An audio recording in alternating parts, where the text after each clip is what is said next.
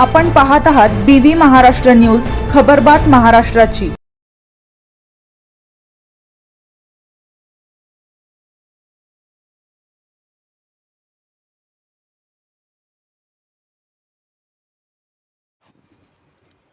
डांग सौंदाणे कंधाणे येथील वसंतराव दोधुजी बिरारी जनता विद्यालयाचा 10वीचा निकाल 97.5% यशस्वी विद्यार्थ्यांचे केले अभिनंदन। बागलाण तालुक्यातील कंधाणे येथील वसंतराव दोधुजी बिरारी जनता विद्यालयाचा 10वीचा निकाल काल जाहीर झाला असून दरवर्षीप्रमाणे यावर्षीही शाळेने यशस्वी परंपरा कायम ठेवली असून यावेळी शाळेचा निकाल 97.5% लागला असून सर्व यशस्वी विद्यार्थ्यांचे अभिनंदन करण्यात येत आहे।